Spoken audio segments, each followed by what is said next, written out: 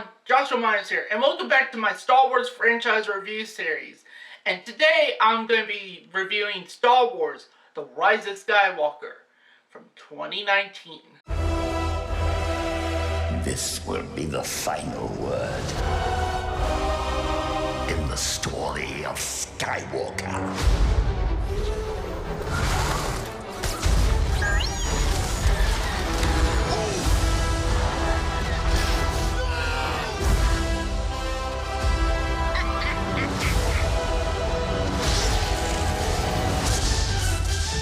Star Wars: The Rise of Skywalker. Get tickets now. Star Wars: The Rise of Skywalker stars Daisy Ridley, Adam Driver, John Boyega, Oscar Isaacs, Billy D. Williams, Ian McDiarmid, and is directed by J.J. Abrams. The plot of The Rise of Skywalker is that it's been about exactly a year since the events took place in The Last Jedi. And this movie focuses yet again on our main character Rey, portrayed by Daisy Ridley, as she's right now being trained under the guidance of General Leia Organa.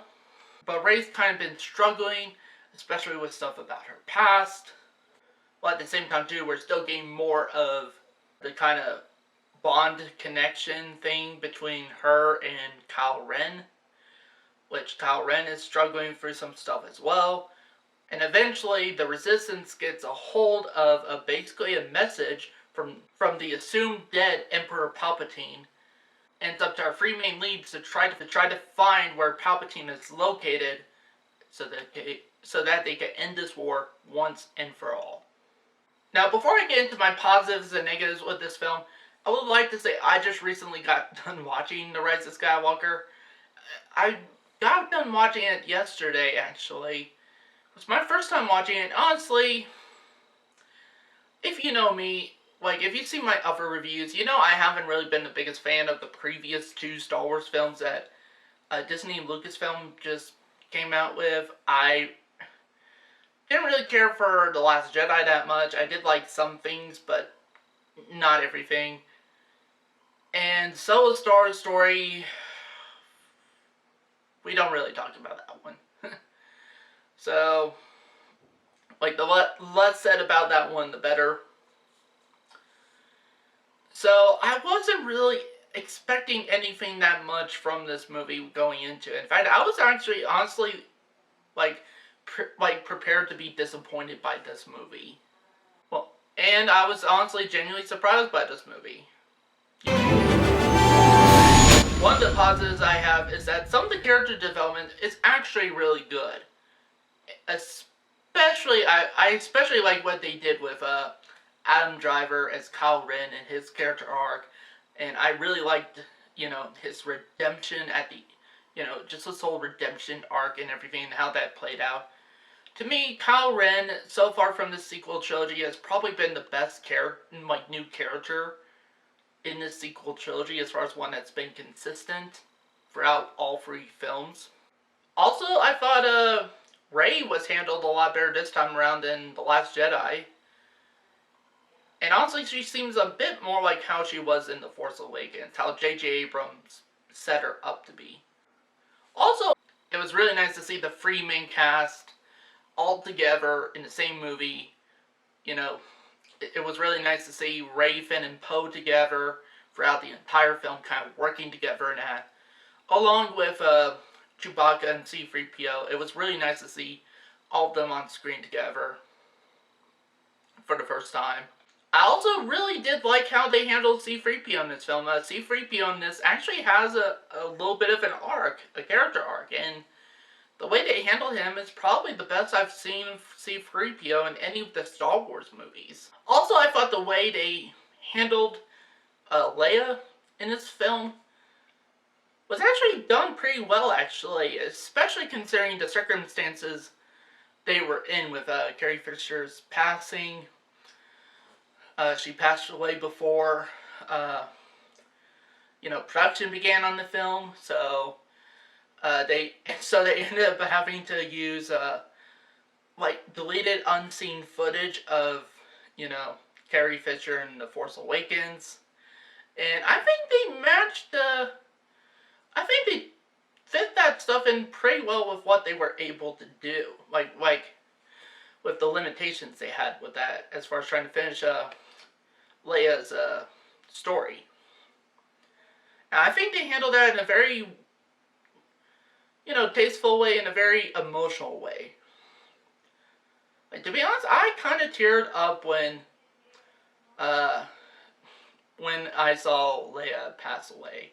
I was kind of teary-eyed, and even seeing Chewbacca mourn her loss, that was actually really sad, actually. Also, I really liked a lot of the action sequences in this movie. They were really impressive visually and entertaining. In fact, honestly, I think Rise of Skywalker probably has, like, the best lightsaber fight scenes in of the whole sequel trilogy. Like, I haven't seen lightsaber fights like this since, like, as good as this since the prequel movies. To be honest, this is the kind of lightsaber fights I actually was thinking I was going to get with this whole sequel trilogy. Turns out I had to wait about two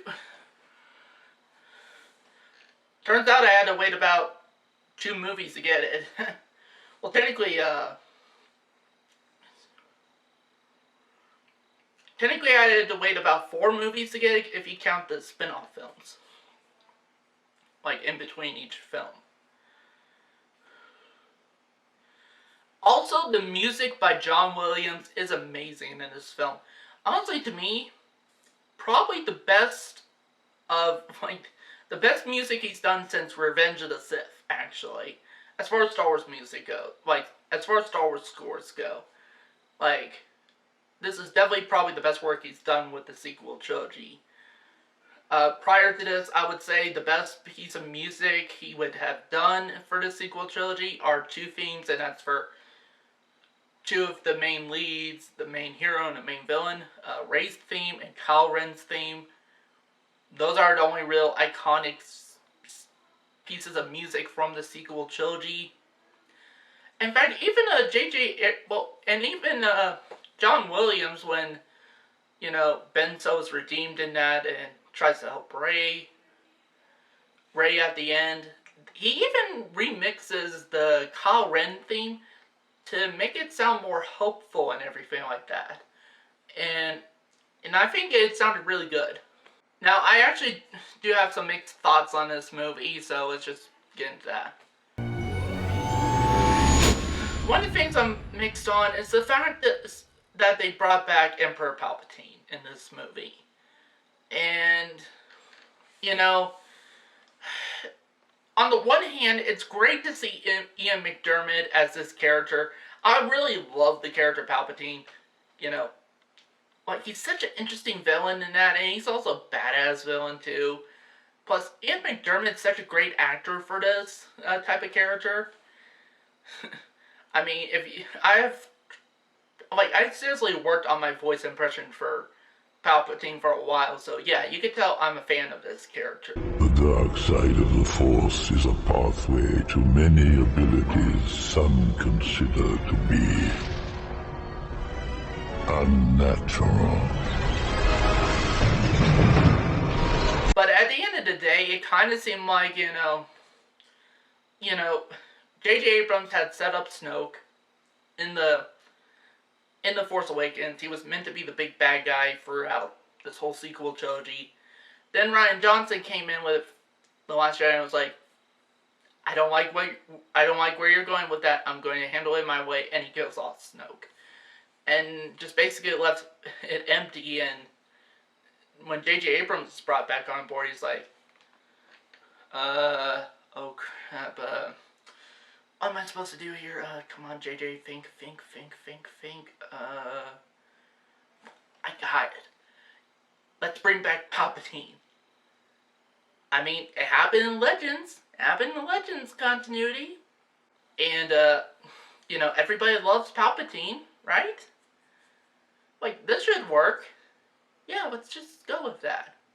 Also, with another issue with that is the fact they made, because the whole thing with the sequel trilogy was trying to figure out who Rey is and her lineage. They kind of set that up in the Force Awakens, and then Rian Johnson came in and was like, oh, she's just a nobody. But in this film, it's like now, like her parents chose to be a nobody, but so in actuality, Rey is actually the granddaughter of Palpatine. Now, here's the thing. The thing I'm mixed on about that, it just kind of seems like it came out of left field and just felt like, JJ trying to, I don't know, it's like JJ's like, I don't know what to do here, It's like, thanks a lot, Rian Johnson, because I have no idea what to do with this now. But on the other hand, there are hints throughout the sequel trilogy that she has a bit of a dark history.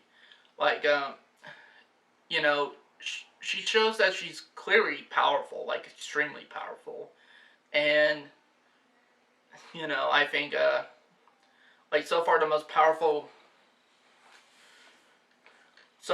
powerful character we've seen of Star Wars is Palpatine, so, I guess in hindsight, that would kind of make sense for Rey to be related to Palpatine in some way, and that could explain why she's so damn powerful. But on the other hand, too, I just don't really see Palpatine being somebody who would have a family at all, or even fuck somebody to get Rey's father, And I'm like, it doesn't seem like that to me, to be honest, and it just kind of seems out of character for Palpatine. Now, recently they just confirmed that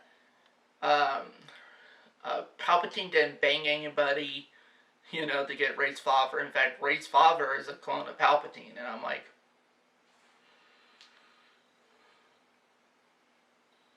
no, he's not. I mean, just look at the two of them.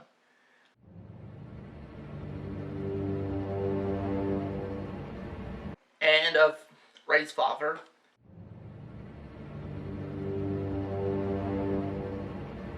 And now both of them side by side.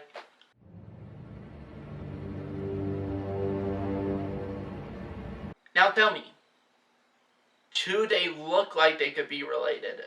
Do they look like they could be clones, actually, of each other? No, they don't, at all. I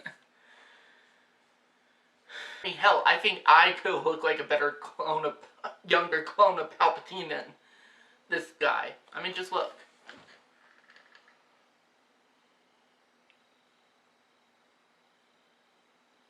So yeah, I mean, it just doesn't make sense, and I feel like they just threw that in there because, like I said, a lot of people were just kind of weirded out by the fact that of the possibility, more than likely possibility, that Palpatine had to bang someone to get Rey's father.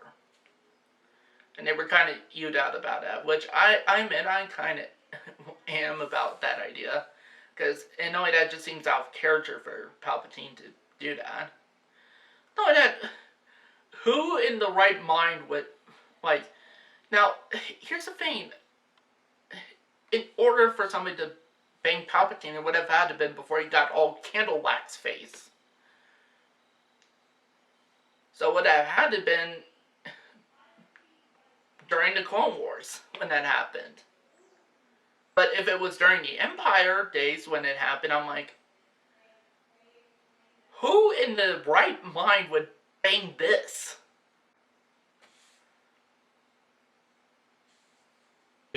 Oh my God! I look like I have a scrotum for a face. What am I supposed to call myself, Darth Syphilis? If you'd made up your mind 5 seconds earlier, we could have ruled the galaxy, and maybe I could have gotten laid one more time before I died. Also, another thing I'm mixed on is that here's the thing. I did thought it was cool to see Billy D. Williams as Lando Calrissian in this movie. We haven't seen him in this role since, since Return of the Jedi. So it was really cool to see him back in that as this iconic character, and he is really charming in this film, and it's just nice to see him. But at the same time, too, Lando doesn't really do anything to contribute to the story outside of bringing a whole battalion of just normal people to fight the new Empire, which is now called, like, the Final Order, as Palpatine calls it in the film. One of my negatives that I have with this film is that there's so much exposition being dumped on screen. Like, seriously, throughout most of this movie, it's just literally the characters giving out expositional dialogue as far as what's going on, what stuff they need to do, all that stuff. And it's like, that's just unnecessary. They didn't need to do that.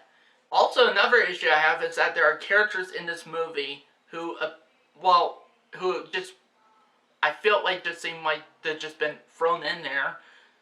And while these characters aren't as frustrating of characters like Rose from the last, like Rose from The Last Jedi, or Lando's droid L3 from Solo Star Wars Story, you know, they just felt like they were just thrown in there for no reason. Like, for example, like, they tried to give Poe Dameron a backstory in that, like, he was a spice smuggler, you know, running spice and everything like that, which I heard supposedly that interferes with the continuity from the graphic novels and that, which I haven't read, but it didn't necessarily bother me in that regard, but, you know, and he worked with this one woman, you know, female smuggler, and she was just kind of a pointless character, to be honest.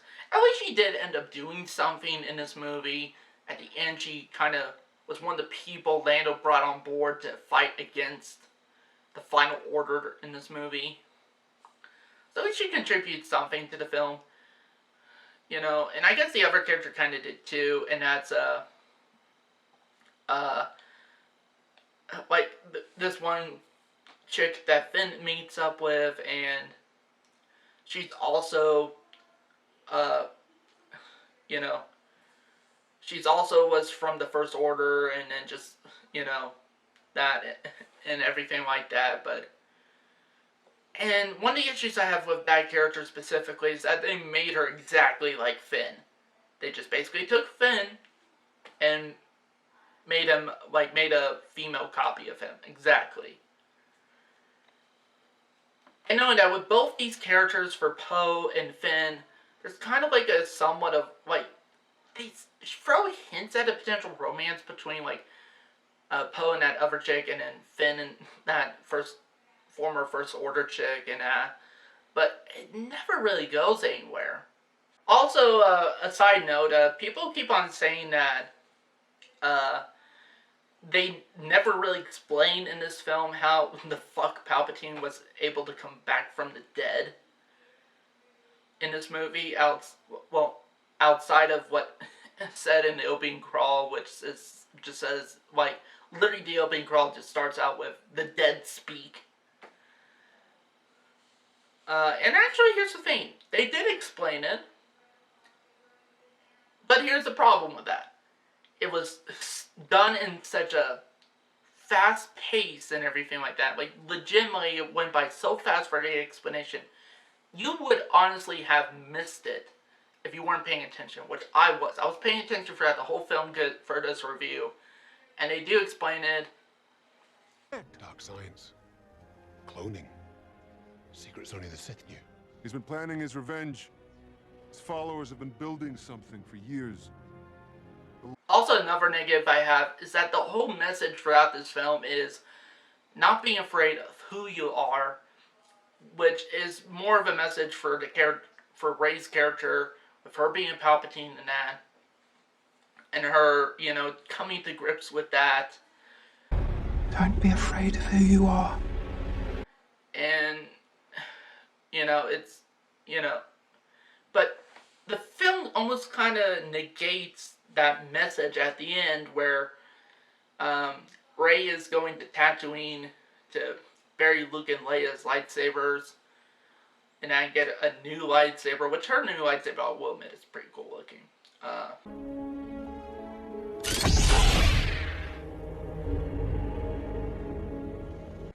And this old, you know, woman pops up and is like, who are you?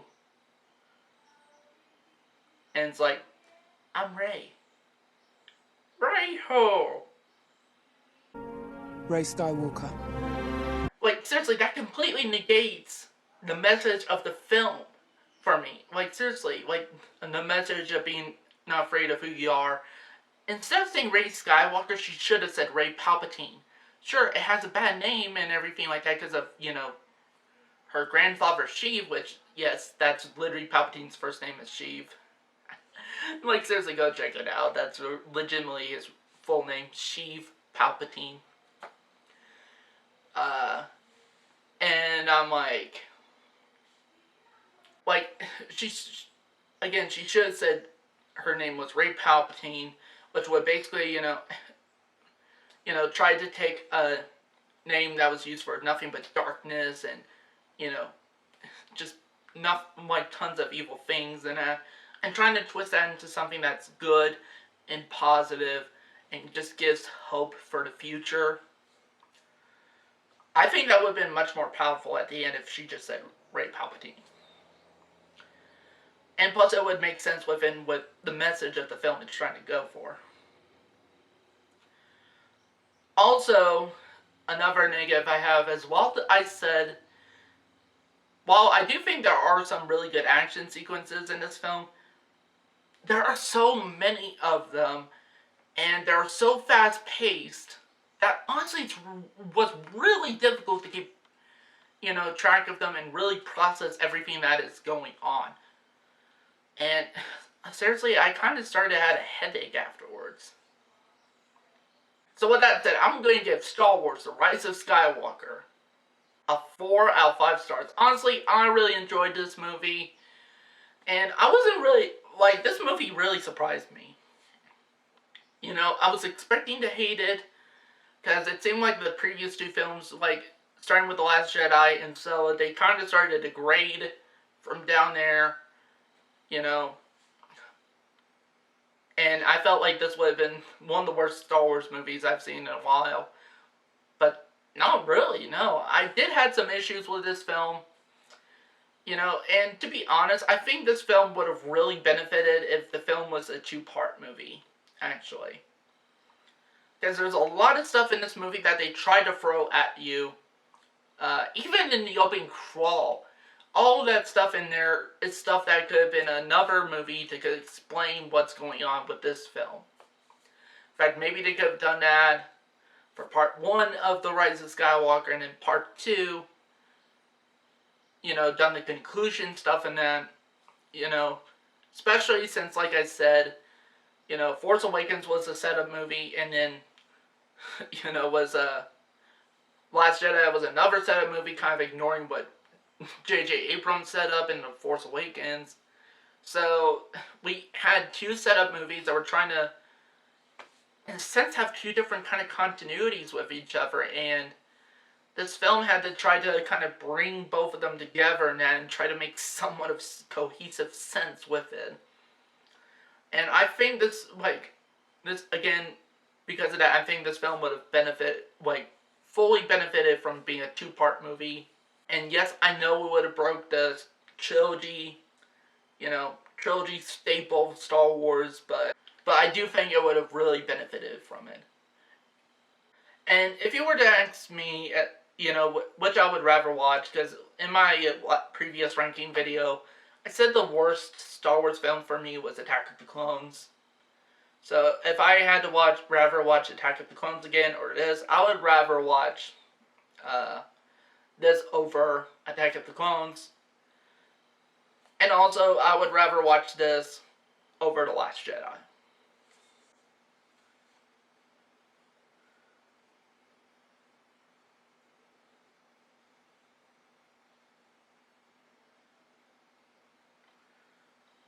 So that's it for this review. Thank you guys for watching, and...